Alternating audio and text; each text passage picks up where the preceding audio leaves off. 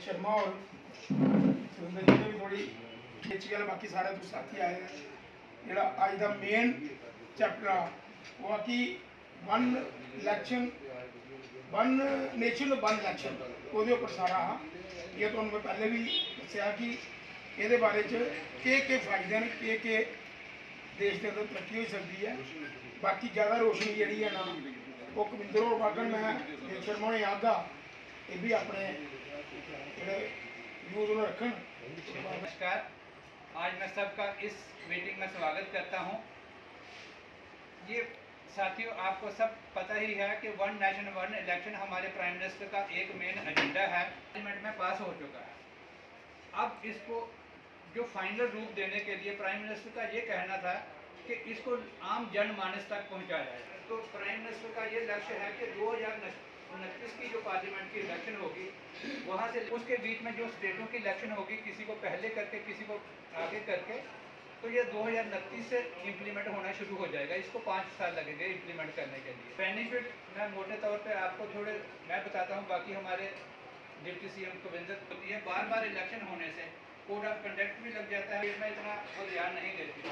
लेकिन prime minister Modi ji का एक ही सपना है कि वो इलेक्शन चाहे छोटी हो, कॉर्पोरेशन की इलेक्शन को भी वो उसी तरीके से महत्व देते हैं जिस तरीके से पार्लियामेंट की इलेक्शन होती है। कविंदर गुप्ता जी जिंदाबाद जिंदाबाद। एक मिनट सर, सामने देखिए। भाई मोदी जी जिंदाबाद जिंदाबाद। रोहित शर्मा जी जिंदाबाद जिंदाबाद।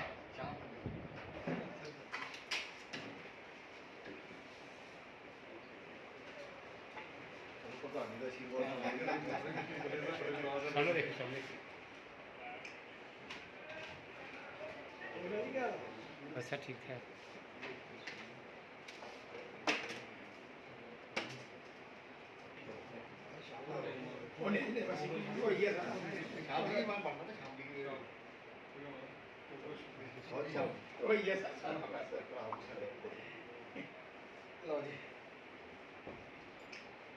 देश में जो वन नेशन वन इलेक्शन का मुद्दा चल रहा है, उसी विषय को लेकर के पूरे देश में एक मत बनाना। इससे पहले राष्ट्रपति श्री कोविंद जी की अध्यक्षता में इस प्रकार की कमेटी बनी है और उन्होंने इसको रिकमेंड किया है।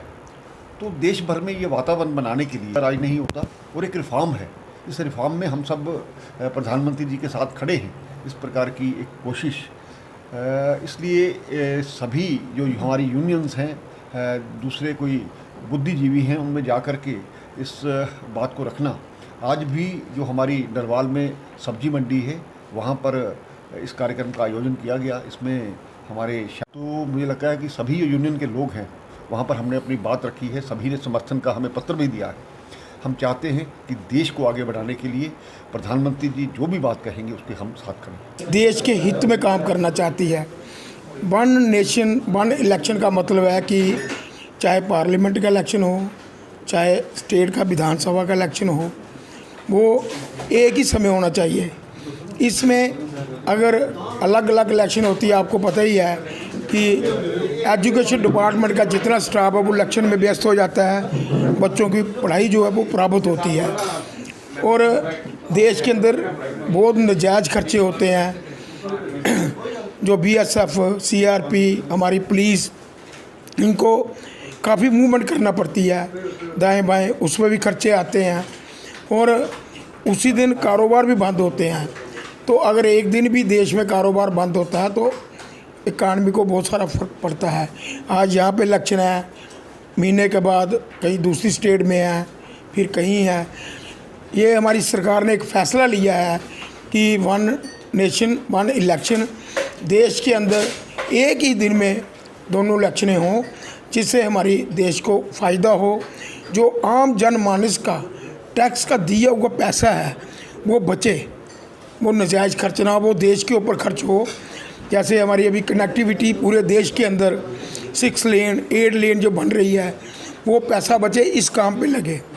जैसे हमारे शहर हैं वो स्मार्ट बने, सुंदर बने, स्मार्ट सिटी बन रही है। उठाया है कि वन नेशन वन इलेक्शन जो है देश के अंदर होना चाहिए। और बाहर सारे जितने भी हमारे बाहर के मुल्क हैं, काफ़ी सारे देशों में ये है वन नेशन वन इलेक्शन और वहाँ पे एक ही समय इलेक्शन होती है।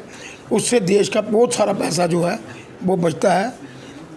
यही मैं ये कहना चाहता हूँ। जो आज हमारे कविंदर गुप्ता जी आए हैं, वेद शर्मा जी आए हैं, हमारे सुरेंद्र सिंह जी, बाकी एसोसिएशन के जितने मेंबर हैं, इन्होंने एक बड़ा अच्छा इनिशिएटिव लिया है कि ये जहाँ जहाँ भी हमारी आवाज़ जा रही है और जहाँ भी जितने भी हमारे मेंबर हैं, ये हर एक आदमी से डिस्कस करें, इसके ऊपर अवेयर करें हर आदमी को, भाई ये चीज़ जो है बहुत बढ़िया है